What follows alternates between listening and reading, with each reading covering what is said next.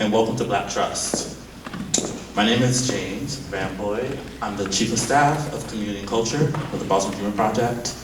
And as part of our October assembly, entitled All of the Threatened and Delicious Things Joining One Another, this Black Trust lecture will focus on participatory governance and what is possible in cities where community power is centered, BIPOC and working class voices drive decision, and Black creativity and innovation is honored. So tonight we have the distinct honor of hosting two brilliant minds in conversation, Shari Davis and Marlon Forrester. Shari Davis, they, she pronouns, is a community organizer and youth advocate. They are the co-executive director of the Participatory Budget Project, an organization that empowers everyday citizens with the ability to direct manage public money. Davis first became involved in city government in high school and was one of the youngest department heads in the city of Boston before she was 25. As director of the youth engagement and employment for the city of Boston, they launched Youth Lead the Change, the first youth participatory budgeting process in the US, and won the US Conference of Mayors City Livable Award. In 2019, Davis was honored with an Obama Foundation Fellowship for their work on participatory budgeting in 2022 and with the Emerson Collective Fellowship. Currently, Shari helps to advocate for and teach organizers and local government staff how to run successful community-led decision-making processes. So thank you, Shari. We're excited to have you. Our other guest this evening is Marlon Forrester. Marlon, born in Guyana, South America, is an artist and educator raised in Boston, Massachusetts. Forrest is a graduate of the School of Museum of Fine Arts in Boston, 2008, and Yale School of Arts, MFA, in 2010. He's a resident artist at the African American Master's Artist Residency Program, and adjunct to in the Department of African American Studies in association with Northeastern University. He has shown both international and national concern with the corporate use of the Black body, or the body as the exploitation implicit in the simultaneous hypothesis and the fear of the muscular Black fear in America. Forrester is represented by Lamont Gallery. We're also joined by Dante Grice, who was born and raised in Boston and now based in Roxbury. Dante is a visual and musical artist working across mediums, drawing, painting, airbrushing, producing and performing poetry, and creating clothing. Dante is also an entrepreneur and a community-oriented, with the community-oriented nonprofit called New Visionaries, Inc. They provide media exposure to neighborhood leaders and organizations that are effective, but don't get the attention and funding they deserve. Please welcome first to the stage, Shari Davis, who would be joined by Dante, and then later we'll welcome to stage Marlon Forrester, who will join us. I feel like really honored that you all are out here. Shout out to the people that are joining us on the internet. We're gonna have some fun, and this is not gonna be mostly me lecturing, so get prepared to participate. Before I go on, let's marvel at one of Dante's original pieces that he's wearing right now. Appreciate it, y'all. It's beautiful, yes. Thank you. Shout out to Ujima, I'm really thrilled to be here. Thank you for bringing me home to Boston. I am, as James just said, the co-executive director at the Participatory Budgeting Project. We're gonna have an opportunity to dream a little bit today, but before we get started, I wanted to invite you to visualize something with me. So if you feel comfortable, take a moment to close your eyes or cast your gaze downward, and I invite you to take a deep breath with me. Before I start these presentations, I like to just center myself in my freedom dreams, my dreams of freedom, and I want you all to do exactly the same. So as your eyes are closed, you've just taken a deep breath, I want you to think about a good day, the best day. You wake up feeling good, you check your phone, and you have a text that makes you smile. You have a really good breakfast. You listen to some of your favorite music. Think about that sound. What are you hearing? What feelings do you feel in your chest? It's a sunny day. It is not blistering cold.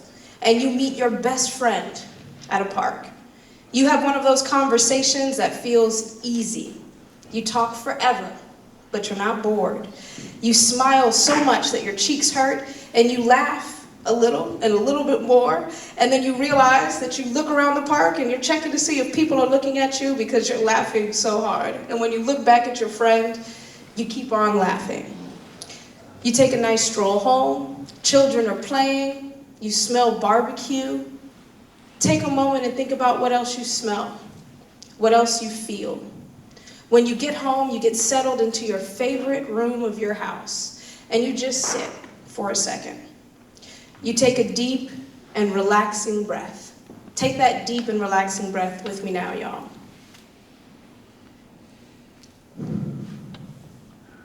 Now everybody come back to me. And as you're looking back up in this direction, I want you to raise your hand if on your stroll and in your perfect day, you had an interaction with a police officer. Don't be shy. Dante and I have done this. That's a first. That's a first right there. Dante and I have had this conversation all over the country, and this is the first time where someone has said, in my perfect and relaxing day, that is the kind of conversation I've had or an interaction with a police officer. But what we normally find is that most people, and in this instance, this is still true, most people, when they're imagining a safe and beautiful day, when they're walking through their community, they're not having an experience with policing. They're not being surveilled. They're imagining or actually remembering a time when they felt safety in their community, when they felt support in their community. And in this visualization, this grounding that we just did, that feeling that you just had, that safe feeling that you just had, often we ask people this question. When you dream of safety, what do you dream of? And if you were to invest in that vision of safety, what does that look like? And so as James mentioned, I'm in an Emerson Collective Fellowship now, and in that fellowship, that's exactly what we're doing. We're having a conversation about New Black City. And so if you're joining us on the internet, you have a link in the chat somewhere that brings you to this Jamboard. And so if you're joining us in that space, I want you to introduce yourself on one of these sticky notes. But if you're joining us in the room right now, I warned you that you might have to participate a little bit. So turn to a person that's next to you that you don't know and just tell them hi. Tell them what brought you out today. Tell them what your name is. And tell them what your pronouns are if you use pronouns. I'm going to give everybody like 1 minute. So you have 30 seconds to introduce yourself, 30 seconds to listen. Exactly, 30 seconds to listen to someone else's introduction. If you're joining us on the internet, I gave you an example. So go ahead and fill that in, and then you only have 59 more seconds, y'all, so make sure you say hello to one other person in this room. Okay, beautiful work, everybody. Make some noise for yourselves. Now you've made one contact in this workshop, and that's all part of community building. And so we're gonna go to our next slide on the Jamboard. And as I run this workshop across the country, I've invited people to do a couple things. But before we get there, I want to tell you where we started. We started with this idea of defunding Batman. And we started talking about participatory democracy by placing people into a place that they were familiar with, Gotham. Yes, maybe I'm kind of into science fiction and comic books. That's an underlying part that you'll pick up throughout this conversation today. But as we started with Batman, we started thinking about the fact that there was this idea of maybe a vigilante hero that was causing a lot of harm in community and not creating a lot of healing. He wasn't operating with community-led decision-making. There wasn't like collective decision-making in the way that Batman operates. And so what did it look like to disrupt that story? And so if you go to the next slide, we started telling the story about the Radical Wakanda Alliance that came in and formed the People's Government and invited folks to tell us, well, what does it look like then in Gotham if we used participatory budgeting? And we got some really exciting things back. Let's see. Next slide.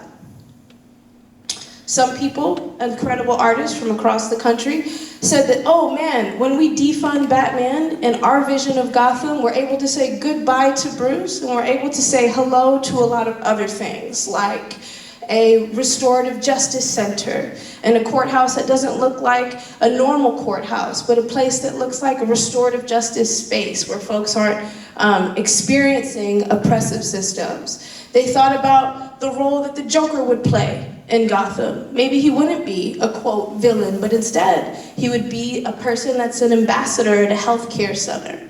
Next slide. They thought about places where, how do we think about mental health differently? And so in the new Gotham, folks were saying there's no more psych wards. People aren't isolated when they have a mental health issue, but instead we're able to address that. Next slide.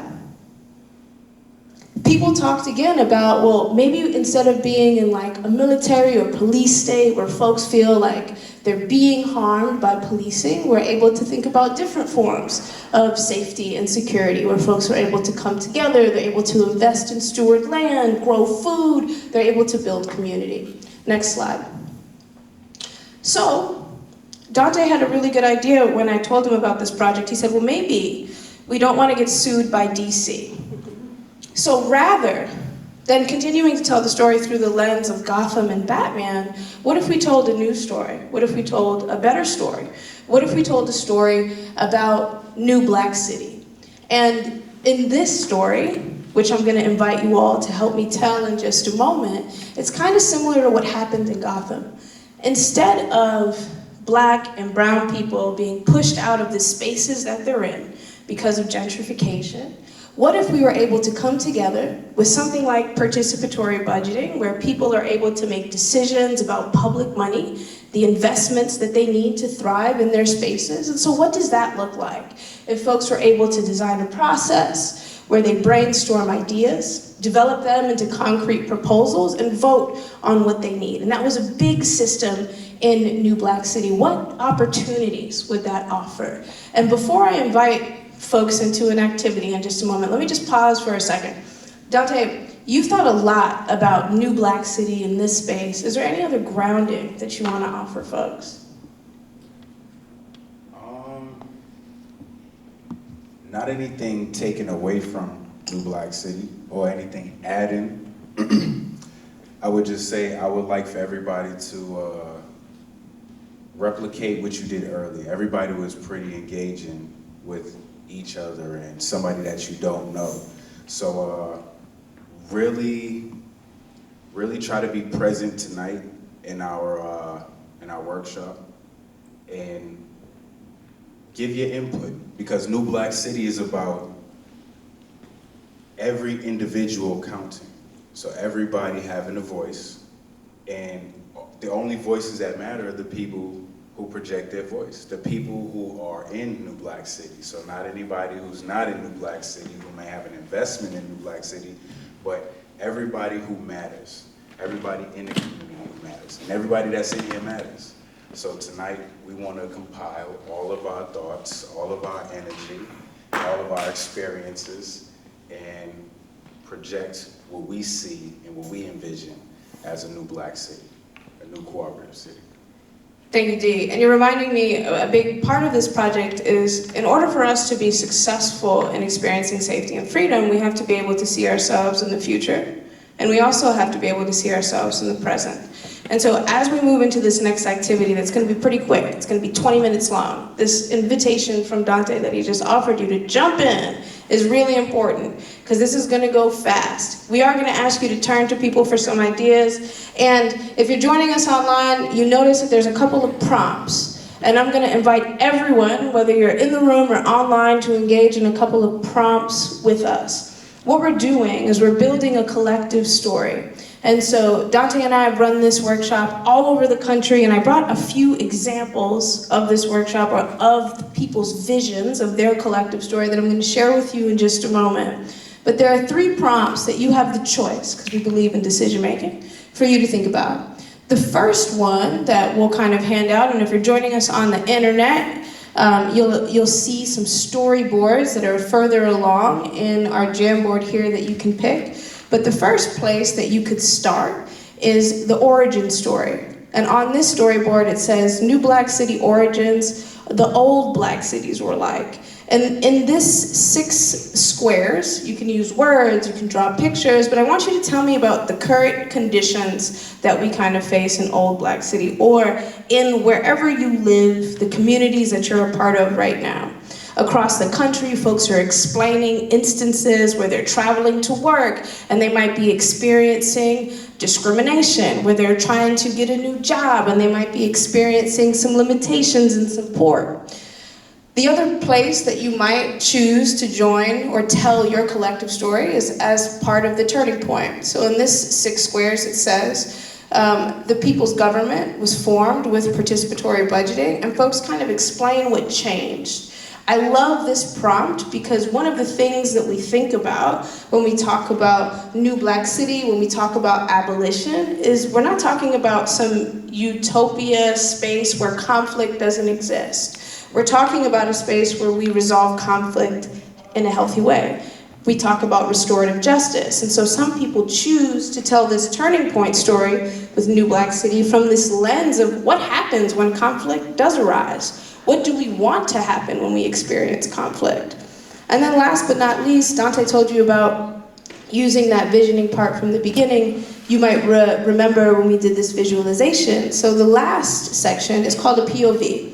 And so some people, when they choose this storyboard to start with, they talk about walking down the street in New Black City. What do they say? What do they feel? What do they see? What are the investments that people made together in their community? And that's a chance for you to draw some of those pictures or draw some of that story out. I'm gonna leave some examples up here in the front for you all to take a look at, but I'll explain one of them just very quickly.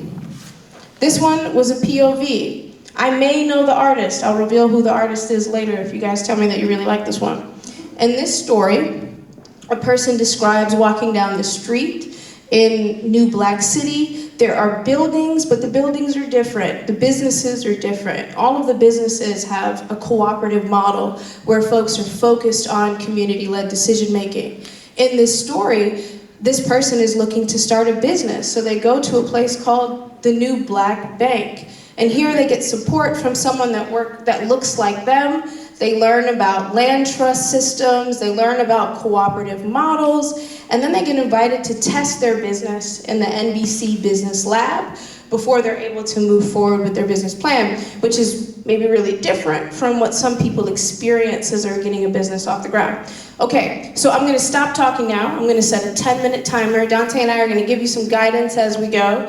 There, in here somewhere, is some pens and pencils, maybe, so a writing utensil. They're just gonna magically appear, so get excited for that. And then I'm gonna invite you all to just, maybe we can help pass some of these out, but I'll also invite folks to just come on down and grab one of these storyboards, whichever one you get is the right one. And then I want you to just start thinking about the story that you want to tell, whether it is part of the origin story, whether it is part of that turning point, or whether it is transporting yourself into the future and walking down the street in New Black City. Anything you want to add really quick, Dante? Yes.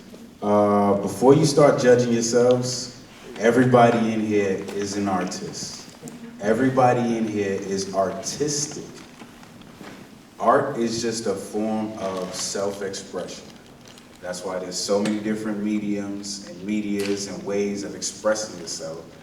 Visually, audio, verbally, however it may be. So I say that to say this, you don't have to draw, you can doodle, you can stick figure, you can write words. Normally we have like colors, different markers and whatnot. Some people like to write in different colors because colors have meanings and energies and things like that. So don't be shy and just have some fun. Come up here and get your papers, or if you would prefer that we'll pass it out to you, we can pass it out to you, but we want to be kind of interactive. So you can stretch your legs if you don't mind. Beautiful. All right, we got like a 10-minute timer starting now. Come down, grab a storyboard, and go to the next slide for me. keep coming down, but you can see some examples. We'll just leave some examples, some inspo up here for you. This is some folks that joined us online at different points in our workshop series, and they were telling the story of some old black cities. They're telling the story of what happens in the turning point. They're telling the story of what happens when they're walking down the street in New Black City on your right side of the screen. And so I'll just leave that up so folks can get a peek. And if the folks in the booth wanna go to a next slide in like 2 minutes to give another example, you can, but we can stay there for now.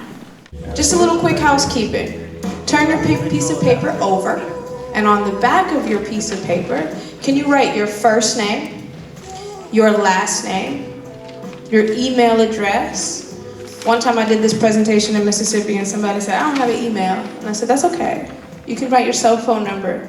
The reason why I'm asking you to write your first name, your last name, and your email address or your cell phone number is because we're gonna take these stories back and we're building kind of a blueprint for change. It might look like a comic book or a graphic novel, but we want to include your stories and your visions. And so this blueprint is like a guidebook for folks to be able to see or create an opportunity to see some radical imagination in real life.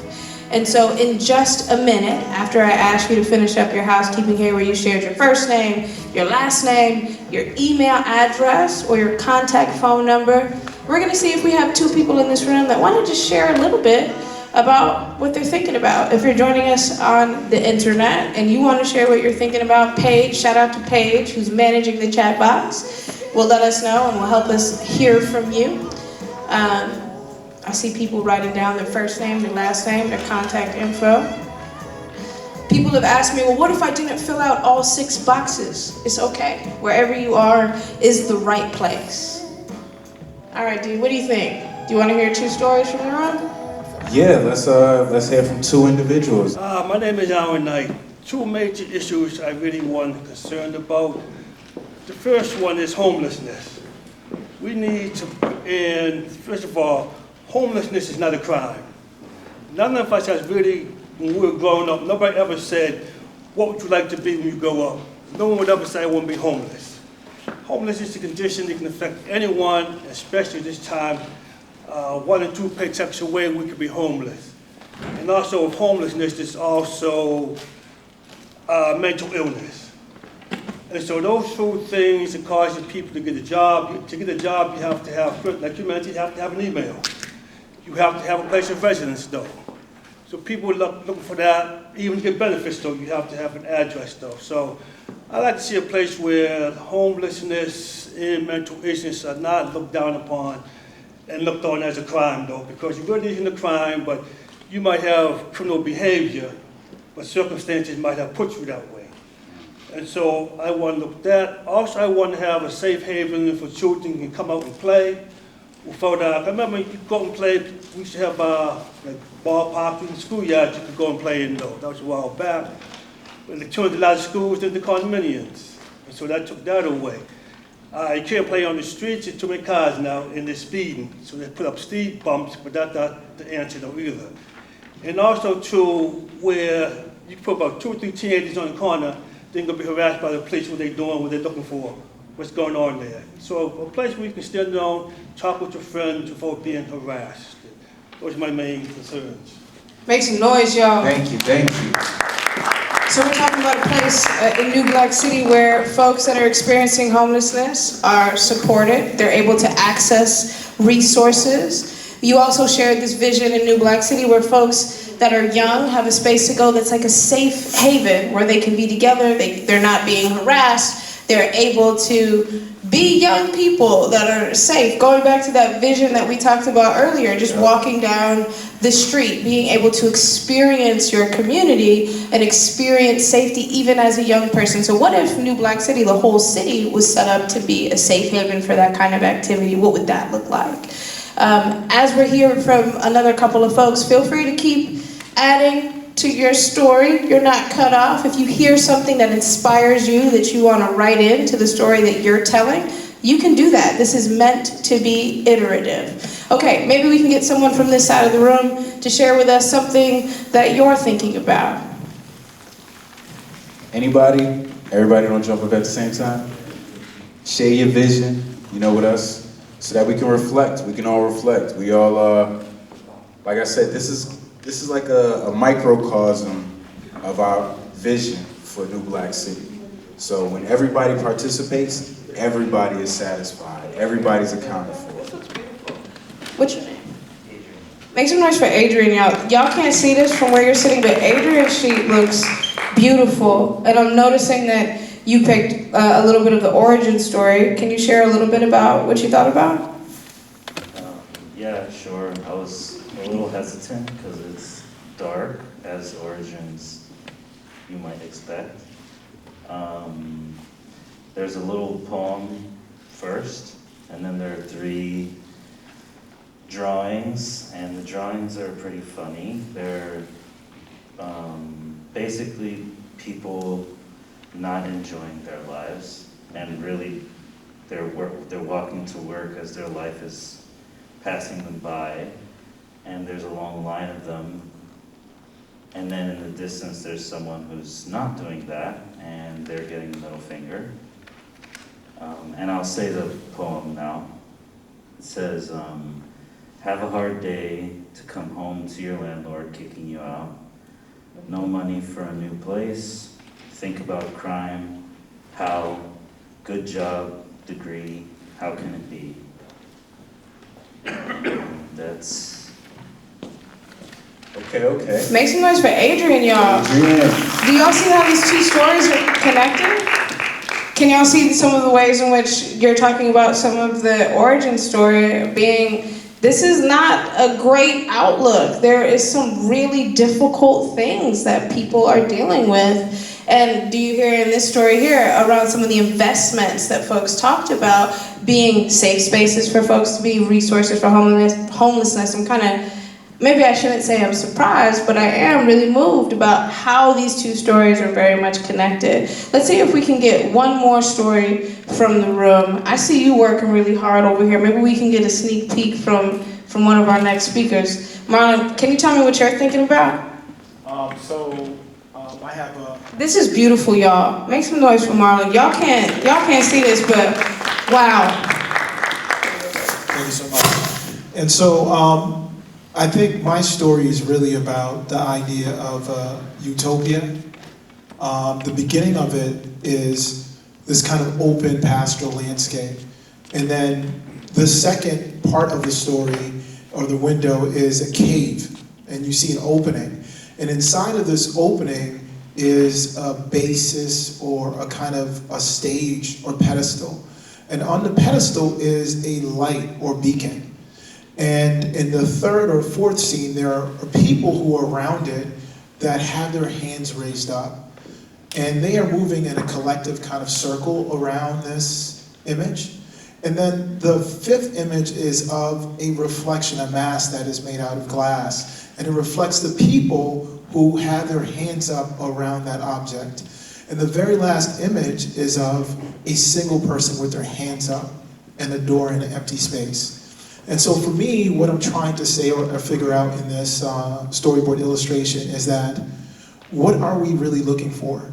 The origin of our own humanity is connected to collective consciousness, but also that each individual has a voice, but in that moment they must raise their hand up and show that they have agency. Make some noise for Marlon. Beautiful, beautiful. And so, first of all, I wanted to truly thank you all for participating in our collective storytelling effort. This doesn't have to be the end of you telling this story with us. As I mentioned, Dante and I are taking all of these stories back. We are building our collective story. You put your contact information on the back of your storyboard because 1, if we have a question, we want to be able to ask you, but 2, we want to be able to update you on this project as it moves forward. If you want to take out your phone and write a note to yourself or put something in your web browser, you can put in newblackcity.us. This is a great space to get updates on the future of this project. But truly, I wanted to express my gratitude for y'all taking a leap of faith, for y'all time traveling with us in the future and thinking about what New Black City looks like for you. In just a moment, we are going to collect your storyboards from you, but before I do, I wanted to see if my brother had any last words. Well, always have a few words, but I kind of want to leave everybody tonight with an idea, almost like a seed. So I started off earlier saying that everybody in here is an artist. Everybody in here is artistic. Everybody has a different way of expressing themselves. Think about how you can express yourself. Think about how your expression matters. And think about how you would like to see your expression reflected into the world, where other people can see it and other people can experience it. Because we all have great ideas, but until we bring it into the realm that we're all in right now, it's just a great idea. And we can't read minds. Not all of us, not all times, but you know, that's why we need to share our visions and share our thoughts. So include yourself in New Black City. Know that New Black City is for you, it's for me, it's for us, and it's all inclusive. It's all inclusive. Thank you, Dee. That's what the Black Trust is all about, and that's why I'm so excited about the work that Ujima is doing. If y'all are like, man, this seems kind of out there, I hope that at some point before we leave tonight, Ujima talks a little bit about some of the work that they do for folks that are a little bit unfamiliar or less familiar, because it is exactly this, right? It's community-driven investments that are building our city together, and so I think that's a really exciting model that you all should be involved with right here at home. Okay, Dante is about to power down this aisle.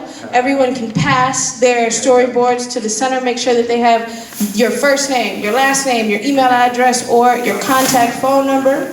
Wherever you are is the right place. Beautiful. And without any further ado, I'm going to invite everyone to put together some thunderous applause for our next speaker, Marlon. Thank you so much. That was absolutely amazing. I felt like I was going on a journey around the New Black City. And how does that impact and change what we see as culture, and how does that impact and change, you know, the world when we have agency?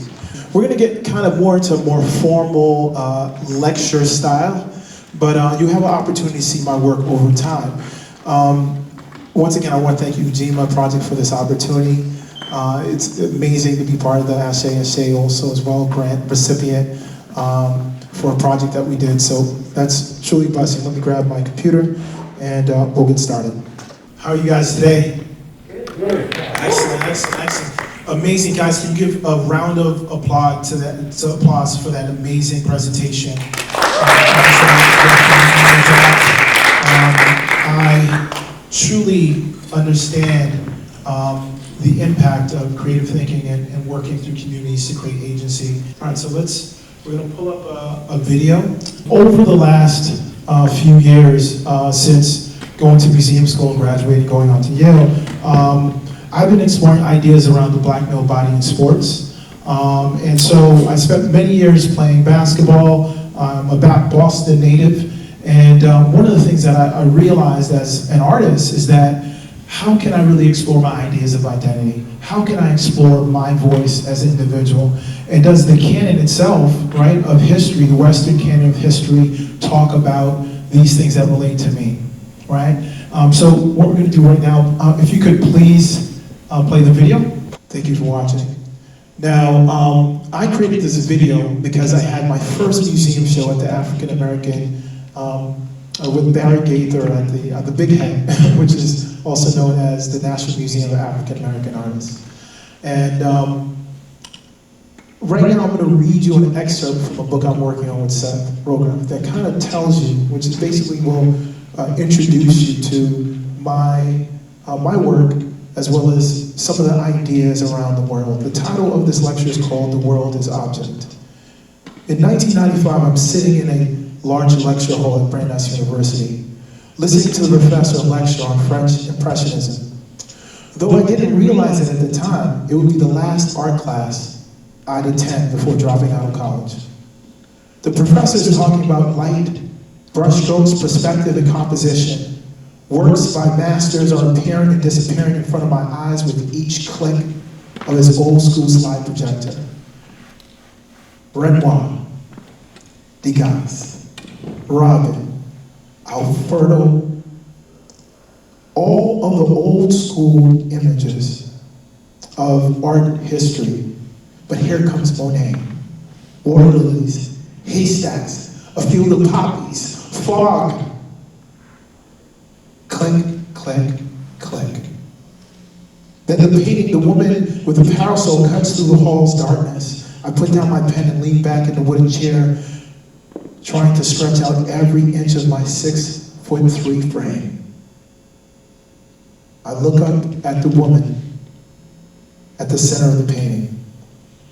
She's holding a parasol to block the sun, to protect her skin from looking anything like a peasant's skin. Her white skin from the darkness and blackness of the sun. Her skin is not like my skin, my black skin, my skin in which the society has said is not valuable. Where am I in this image? Unlike the other students surrounding me in this lecture hall, I certainly can't be the child in the background, the one being sheltered or guarded from the harshness of life. Where is my story, my experience in this work?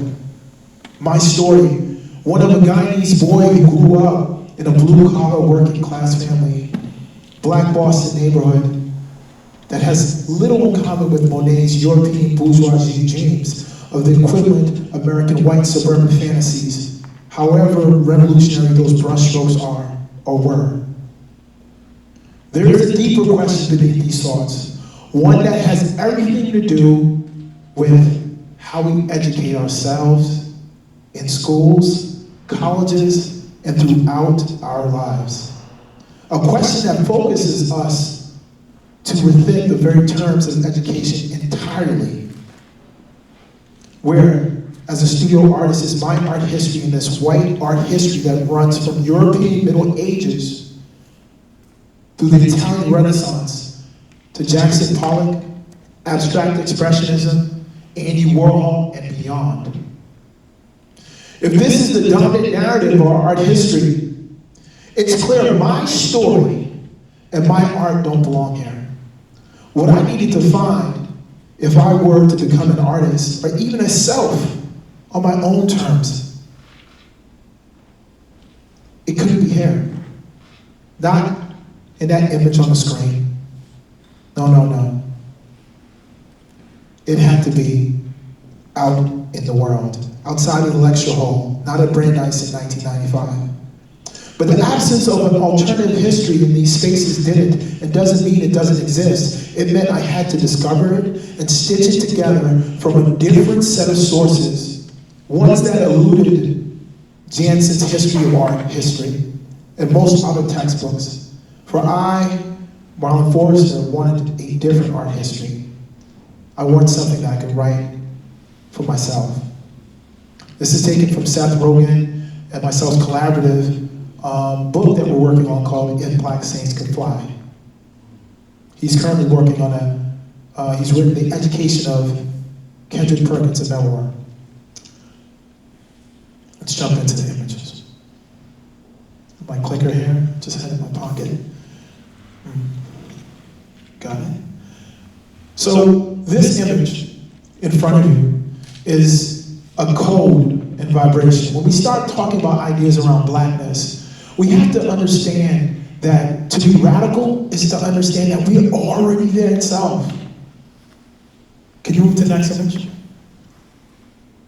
Here I am as a young man with those dreams of aspiring to reach the NBA, to transition from playing as an athlete, but to become a professional, right? I'm in Maine. I received a resident Maine All-Star. Please move on next. Here I'm at Brandeis, flying above the rest, extending myself, playing in the UAA contest, one of the top players in that league at that time, aspirations to go to the NBA and beyond. Next. But the culture comes back in. Rastafari, Selassie, Black Power, based around ideas of Marcus Garvey. There was this idea that I could become something different, but I didn't know where to express that, how to begin. Next slide. My locks, the things that I wore in my head, they identified me, separated me from those who come before at this time. At 16, 1995, with locks playing basketball, unheard of. Especially playing on all the different leagues and tournaments, I was always seen as something different. Next slide. Black abolitionists.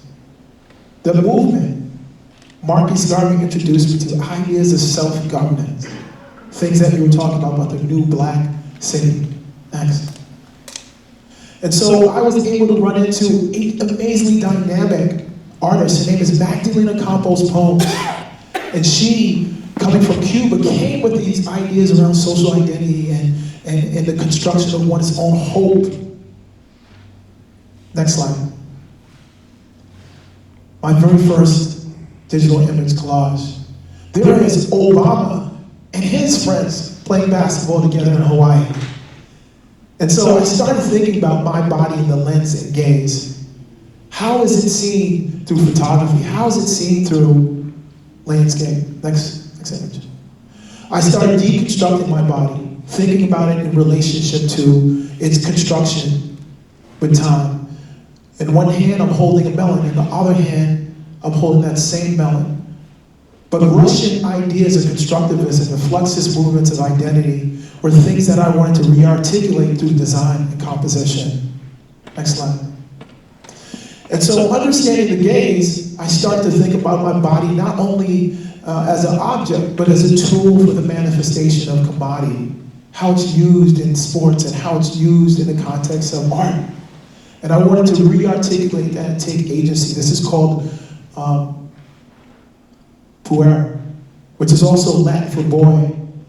And on the left and right-hand side, you see these pedestal pieces of basketball objects. Next. Once again, these digital collages. How do I compose and create a new identity? Right? The basis, the pedestal itself, is a powerful image within the context of the West. But the West has always stood on the backs of African and black influence, from raw materials, from colonialism. All those ideas are things I'm trying to explore through my body as the foundation and the base. And so I moved my gaze from the gaze of the audience, right, performing in front of the masses, right? Now I'm into the public space, where ideas of the male and white gaze come together, male and female gaze come together. Here I am in Newberry Street. So I did a large series called Passing. And so this series was based on my body. If 1,000 years ago, or hundreds and hundreds of years ago, was transported through the slave passage, through the great passage from, so I'm laying down as I would on a slave ship. Same position, tight legs together, constricted, arms in front of me, as I was just a commodity, an object in that space, empty vessel, attached in a boat to be carried from Africa into the new frontier. And I hold the ball there as a symbol, an object of the state of mind, but also an object of transformation. Next slide. And so through this passing series, I found myself laying prone in different areas throughout the city. And what I wanted to do was I wanted the public to interact with me, not from the space of object, but from the space of subject. And so my father passed away while I was in graduate school, and I was literally throwing the ball up to him because of all the sacrifice that he'd given to me, all the things that he'd done to shape me into the person that I was. And upon graduating, he had passed away. And so this was a way in this passing series to reconnect with him, reconnect with the ancestors in a way. Next slide.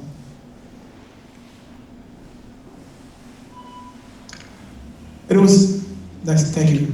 And so I started thinking about, while at Yale, I worked in the African Arts Department with Fred John Lamp, who is an African-American and an African specialist around looking at specific rituals related to transformation. And one of the things we found is that circles are important. We think about therapy, right? You have a circle when you're having a group think around how do we solve a solution and identify. Circles are powerful in history as well as in other cultures. Next slide. The pedestal became a recurring image and symbol embedded into my work. This is called the rat race. And you see those mechanical rats below, mice are running back and forth in a symbolic image or three-dimensional structure of a free throw line that's been raised. And so they're moving back and forth, but also the illusion of perspective and distance is created through those linear space and those lines on the wall. So also an image of pedestal. We also have some glass pieces. And so I started thinking about painting on glass and started thinking about the history of glass as a reflection of identity and blackness. We can pause here. This image is part of the 50 Shot series. My cousin, who's a police officer, I was able to get her. Diallo had just recently been murdered in New York. And one of the things that I wanted to do was recreate that in some way. And so she used her 9mm gun and she was able to shoot through these plexiglass images. And what I found is that the light refracted in a very interesting way. And it started to show not only the violence on the body, but the violence psychologically to the black male body within the context of society and the world around us. Another series. This is a large installation where I used thousands of black balloons. And the purpose behind that was to show that the idea of flight is something still within our community that we're still struggling to understand. How do our young people, how do we attain goals that evoke and talk about transformation? And those black balls kind of talked about some of the young brothers and sisters that I saw growing up that really, in our youth, we were powerful and strong, but along the way, eventually their goals and dreams and aspirations started to become lesser and lesser.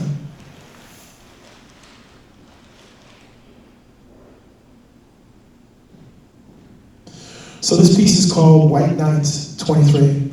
And so I've used the image and the symbol of 23 repeatedly in my work to talk about ideas of collective consciousness.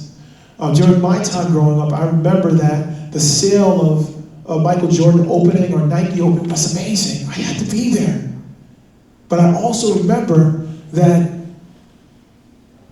if you purchased a sneaker and you were robbed, or if something happened to you that was negative, that number, I did some research and found out when Nike sneakers opened, over 100 to 300 to 400 black males had died because of being robbed because of their Jordan sneakers. And for me, once again, this idea of commodity came in. And what do we connect to? What do we bond ourselves to? Next slide. And so I started creating these drawings once again. Next slide. Really thinking about ideas around ritual transformation, combining Western symbolism. And so this is a little bit of the newer series of Passing series where I started juxtaposing my body next to symbols of power, right? Within the context of society. To the right is the symbol of John Harvard, or, you know, I'm trying to remember exactly Harvard, but anyway, the police, you know, Boston police on the left. Next. State House. Harvard Weiner. Next.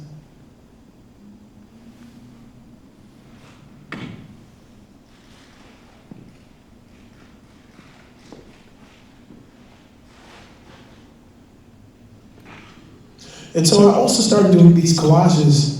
And once again, you know, I was always thinking about how do I redefine my body? Teaching, so I was teaching in Boston Public Schools, teaching also at Tufts, a museum school, and lecturing on the side. And so one of the things for me became very transparent, right? Very apparent, right? Was that that body was still in flux, and education and knowledge of oneself was important. Next. And so what I started to notice is that you can literally, I start to reconstruct the idea of the line. So I used the geometry in the actual basketball courts and started incorporating them into my paintings and drawings as ideas around space, but also ideas around transformation and movement. Next. So this work is about individual play versus team play. And so it's really work that's participatory, right? Now I'm stepping outside of my body and looking for others to come in collectively. Now we're a team, we're playing together. Let's see. So this is my first show at the New Arts Center. That was a huge installation. That was an interactive installation where I gave some particular parameters to the audience, where they were guided to do particular steps, to work out, to train, and a lot of these methods were taken from sports as well. Next. It was also live streamed on this thing called Periscope. At that time, it had been the first time where you could use your phone and live stream as well as watch yourself using the app. And so I started using utilitarian materials because I wanted everyone else to have a voice collectively, right? How can you come to the work with a sense of freedom, passion? So we used tape to draw.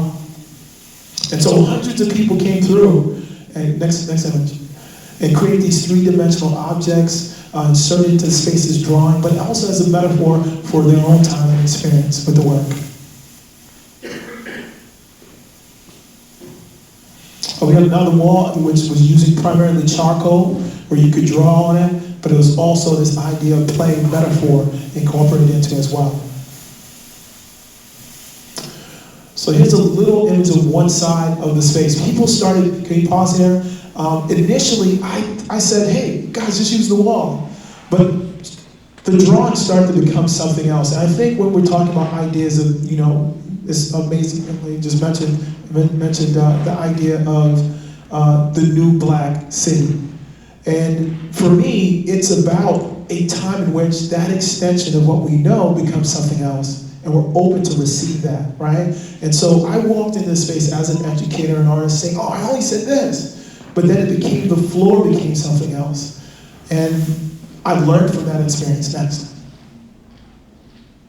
And so pause for a moment. I had an opportunity to have a brief interview on BNN where I started thinking about how I could construct a new narrative, right? A new narrative, not just for the sport, but how as collectively, as artists, we can come together and create community. And below is a larger installation now, where now I'm giving more guidance, right? Literally, I'm creating the framework that everyone else is working within. Next.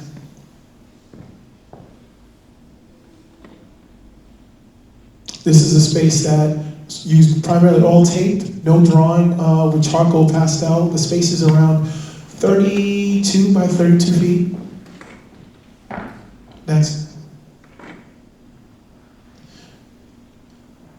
And here are some of the students, we can go back. Here are some of the students from Montserrat School of Art, the summer program there, that were working with me collectively to try to create a transformational space.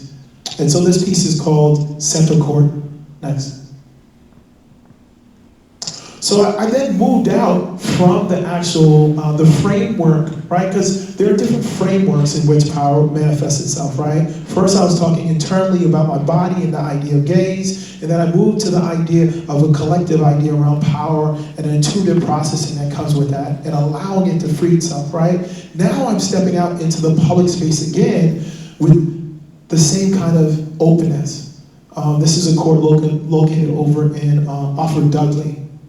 Next. And so I'm inviting people to play with me.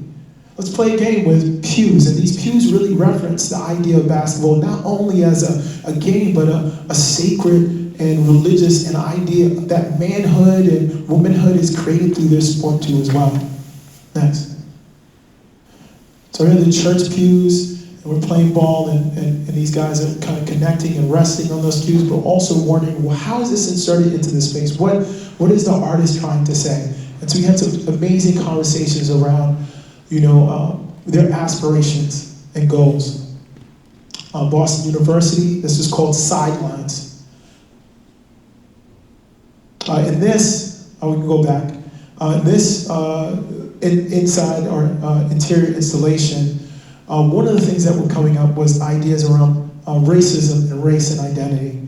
And so there were some content clues on the far right. You can basically see them, but some questions that people were responding to. Next. All right, take a little pause here. And so I was saying to myself, what is it that this idea of transformation means to me? And so I was lucky enough to represent my country of Guyana in the Pan Am Games. And so they took some of my artwork and decided on the opening that they would create these boats, and they would sail them all on the Quebec, the lake that's right there in the middle of Toronto in the opening. Next scene. It's an amazing opportunity to see the work kind of move through from my studio into the world space on a world platform. And so I was lucky enough to receive an artist residency for the U.S. Constitution Museum.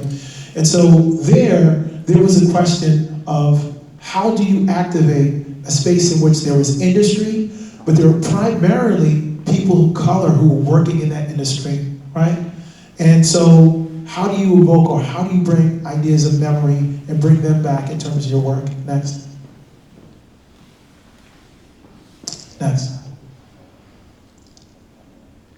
Excellent. Next. And so we can go back a little bit.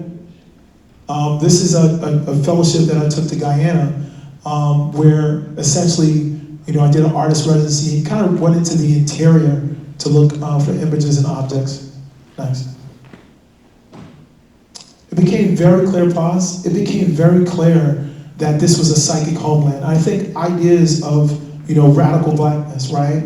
We have to think about, what does the psychic homeland, America's not a homeland, right? In some way, right? So how do you recreate that?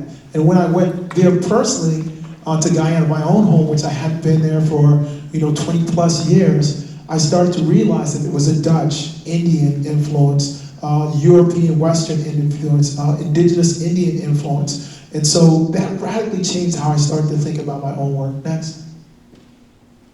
This is Bartica, you can pause here. They still go and get gold. They still, if you think about El Dorado, searching for gold, literally I went to a place where you can hold a gold nugget. And you're saying, is this really what, society was built on, right? Colonialism was built on? Next. And so I'm gonna speed forward a little bit. I wrote this thing called the Reclaim Manifesto. And I hope to share this with you guys afterwards. And this manifesto is really an idea of how we can think about, as artists, right, using mimetic tools of communication, as well as thinking about social and cultural regeneration through different forms, and as well as self-care for artists. And this was during COVID, I wrote this manifesto, and it kind of spread and disseminated freely into the space. So I think that is important for radical ideas around Black consciousness and justice. Forward. This is show claim forward. We're gonna go move a little faster because I know I'm running out of time. Let's hit this video. So in closing, obviously, hip hop is a tool. I wrote that song. And I think during COVID, we all start to think about our own humanity, right? And we start to think about how we value the world, and if we were important in this time, and if it was to come to an end, what would we leave behind? And so I want to leave you with somebody like me, but I also want you to leave you with ideas of, not only Black consciousness, but the idea that the revolution really starts with how we meet and connect with each other. How do we create sacred spaces in which we can communicate and speak honestly to each other? I want to thank you guys for your time. So humbled, and thank you so much.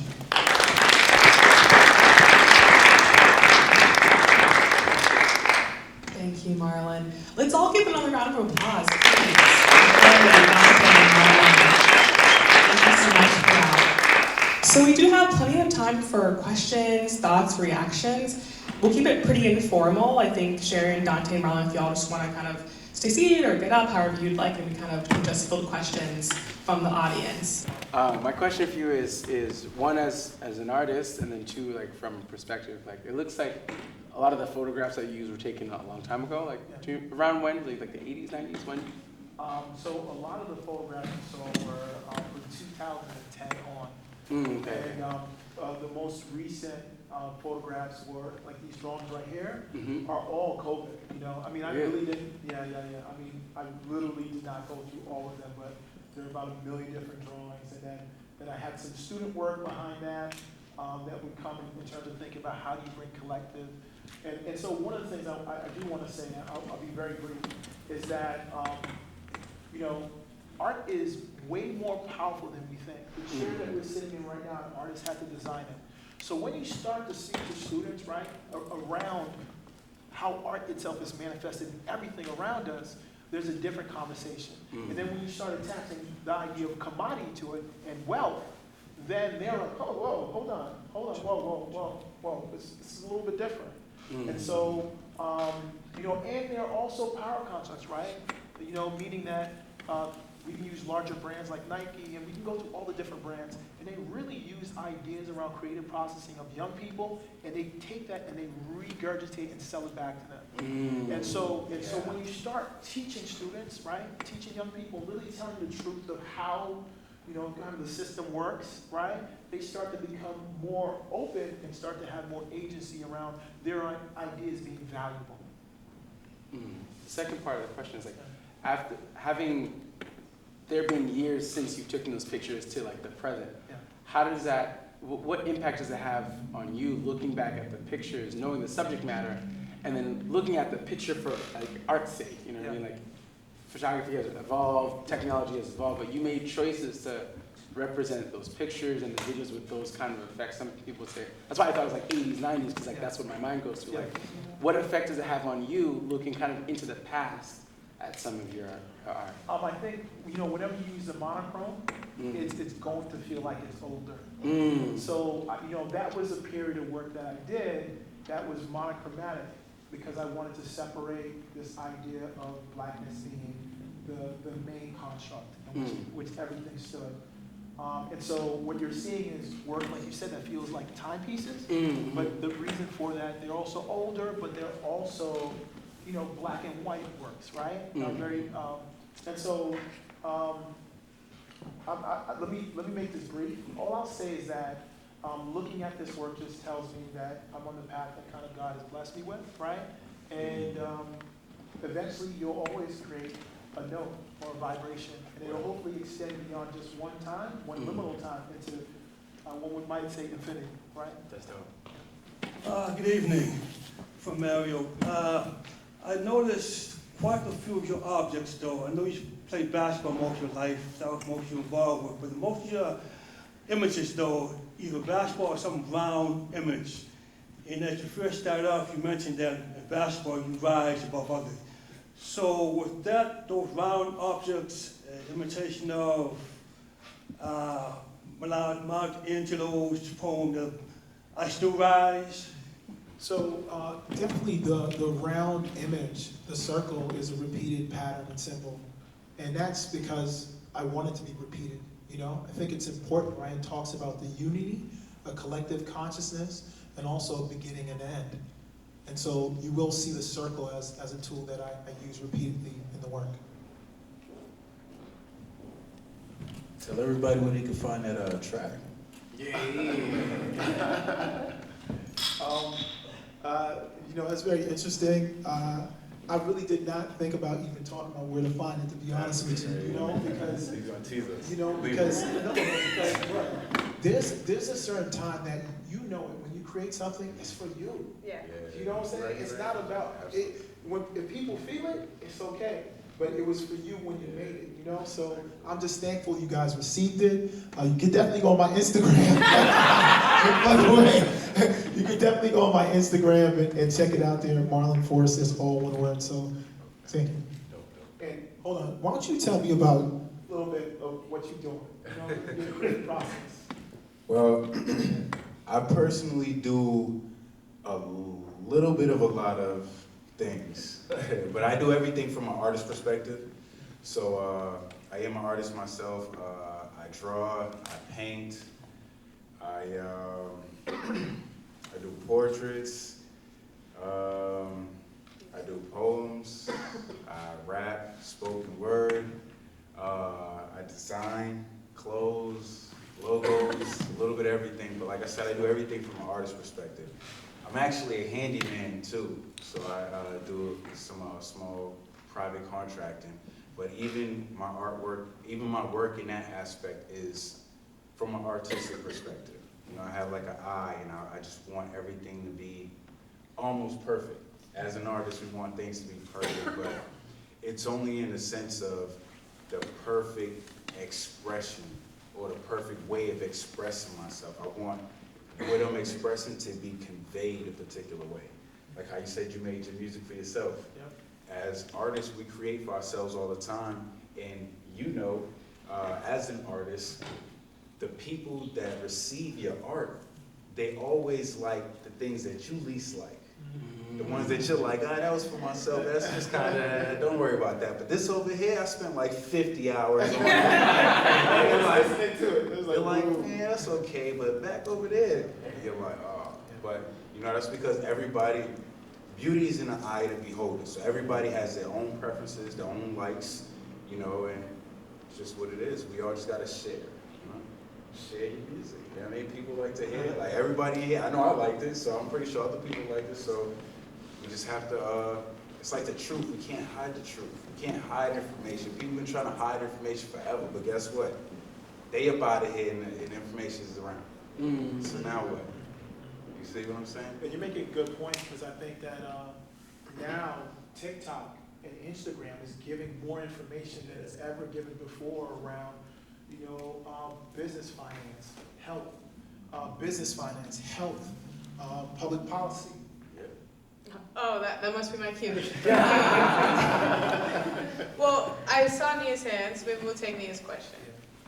It might be somewhat similar. So I know we can probably find this if we go to New Black City, but what do you see as a trajectory of the project? So right now you're collecting stories, but what do you see happening next and then after that? Nia, thank you. And just shout out to some of the people that snuck through late that I see y'all. So just to remind you a little bit about the New Black City Project. We really thought about this as an opportunity to tell a collective story, and the reason why is because we can talk about participatory budgeting, and it's new for a lot of folks. It's new in the United States, it's 10 years new. Most people in the country have never experienced making decisions about budgets or policies before. And so one of the things that we thought was, well, we can create an opportunity for folks to experience that, to design what they want their experience to look like. And so folks today had an opportunity to step into that space just a little bit. And the next couple phases of the project is to collect some of these stories that we just mentioned. We've had opportunities to prioritize or to ask people questions around which pieces of these stories are really resonant with you, and then to weave them together into a couple issues of a graphic novel or a short comic book and pair it with some tools. So it's not just about visioning for visioning's sake, it's about visioning as a step in radical imagination. This is a process of rigor. If we're gonna build the city of our dreams, we have to put some work, energy into building and creating what that looks like. And that's what the New Black City Project is about. So this is phase one of sourcing those stories. The next phase is weaving them together and then putting them back out to the public, paired with some tools so that we can make that real. Thank you. Thank you. Try to work on that. Any more questions, thoughts, reactions? So, thank you for doing this today. When you start having conversations about such hard issues sometimes, how are you going to split up a budget? And things get heated quick. Yeah. And one thing I noticed about today is like the spirit of generosity that you bring to a room, all of you. But what happens when it gets heated? How do you take that anger or frustration or resentment that, I mean, I've been in a lot of government boards and it's not always so happy. So how do you do it? So shout out to the Emerson Collective, because this is an Emerson Collective fellow in the house, just casually. I love this question, thank you. So what do you do when things get hot, when they get real, when there is conflict, right? And we talked about that a little bit in our exercise today. Conflict is going to emerge, right? We're talking about community-led decision-making, group process. Everyone doesn't walk in and agree. And there are some tactics and strategies that we use, but I think the first one is listening. Before I started doing this project or working at the Participatory Budgeting Project, I worked in the city of Boston for nearly 15 years and did some community organizing before that. And one of the most important tools that I found was that you have to create space to listen authentically and reflect back that listening. So if someone is coming into a space with a real issue, then it likely needs to be addressed. And so often, people don't have real community engagement process, especially in government, where you're able to be listened to authentically and see what you offered translated into real policy or a real budget decision. So what's different about participatory democracy or participatory budgeting is that listening turns into action.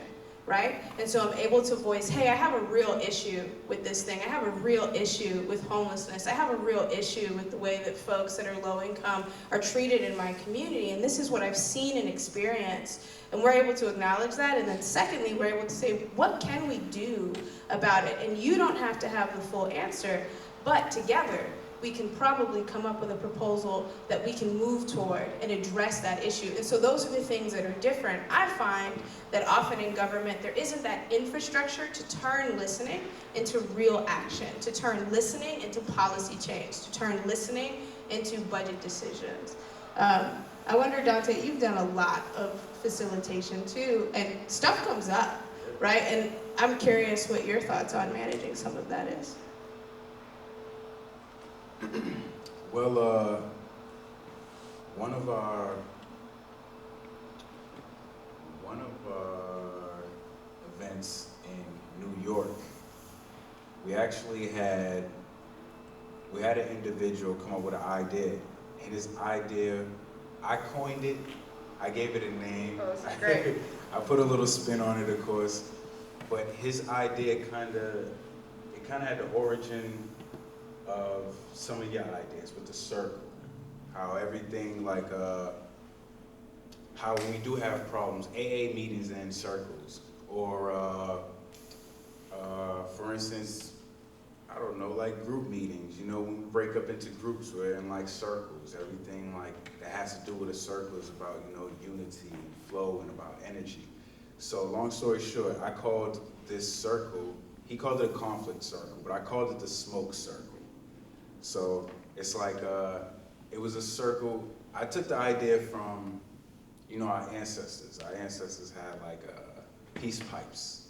You know, so like when they were sessioning, it was like, you know, a peaceful time, we're chilling and we're engaging in our cultural act. So I figured, you know, if we do have problems, we could just get together in a circle. We call it a smoke circle, and we have options. So one of the options is we do have a set of boxing gloves. So where people can get out their frustration if they want to, if they feel like it's that heated to where we can't talk verbally, you know, you can hit it out for 5 minutes and then we can proceed.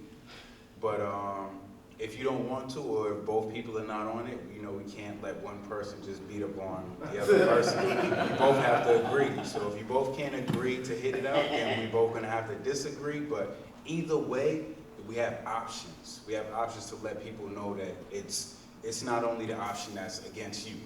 You know, your option does matter, you know?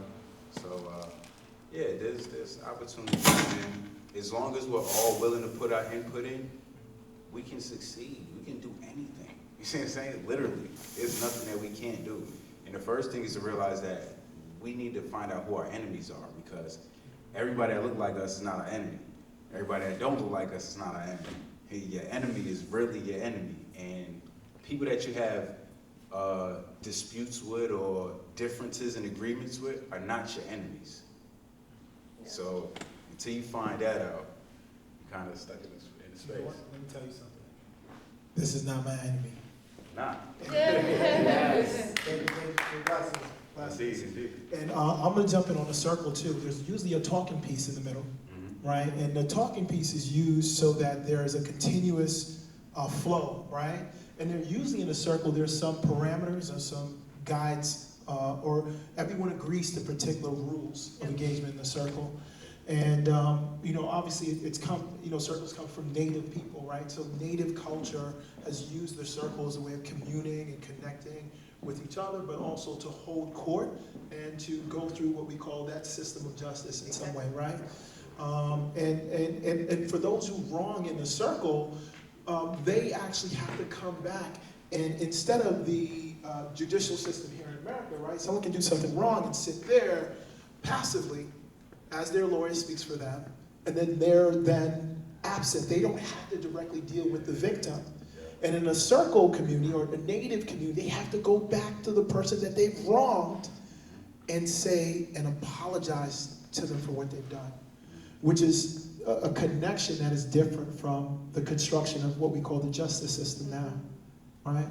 And how would that feel if the person who did what they did went back and actually may try to make amends or directly met with the person or so on and so forth. So there are other components of circles that should come into what you're thinking about when you think about the New Black City. How do we normalize ideas of agency, right? How do we normalize ideas of pain within the context of that space of healing? So, yeah. The last thing that I'll just mention is we form our organization at the Participatory Budgeting Project based on a series of circles. We have a sociocratic model. And one of the things that's true in that space is that one, you have to have group agreements, but two, there has to be a system of accountability. And so while it may start with listening to build those structures, it does go back to relationship building to maintain group agreements and then follow through on what you've agreed to in terms of accountability. So I just think it's a really good point. I think we had one more question over here, maybe? I'll run this up, please. Race page. Hi, thank you guys so much. It's been beautiful. I am wondering if we could get a quick just highlight of the health of participatory budgeting. I would love in Massachusetts, but also national, where's the most exciting things happening? What is the state of participatory budgeting at this point? I love this question, and I'm gonna be so quick about it. I think that, as I mentioned, 11 years ago in the United States, there was maybe one instance of participatory budgeting. Today, there are over 100 instances of participatory budgeting in big and small ways across the country. We've seen community members make decisions on over $400 million of public funding in the 10-ish years that participatory budgeting has existed in the US.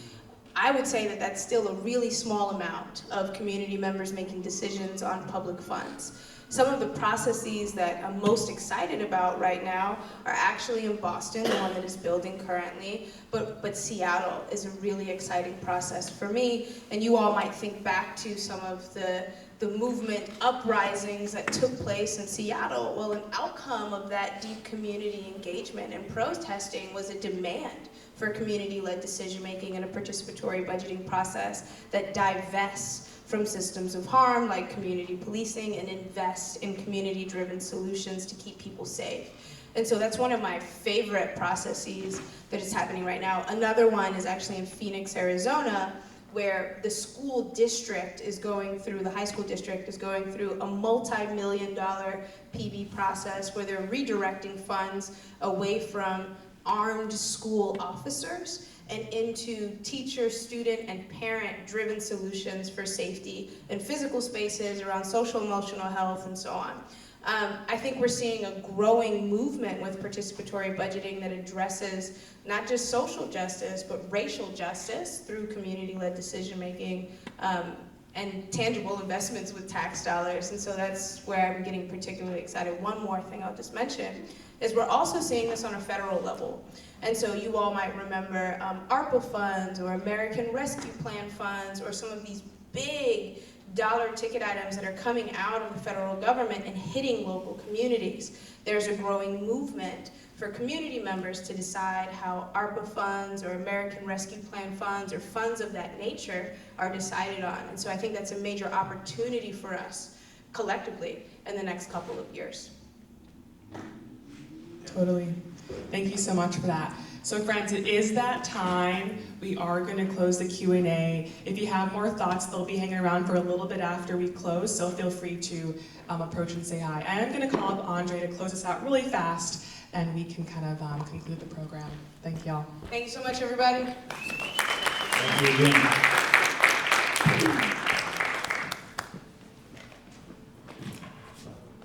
Thanks everyone for joining us for Black Trust. Let me hear you give it up one more time for our three amazing speakers. Such powerful presentations tonight. Thank you very much. To Shari, to Dante, and to Marlon. We hope all of you will join us again for the remainder of our Black Trust series that is happening across the month of October. Thank you for coming out and have a wonderful, wonderful rest of your evening. Good night, everybody.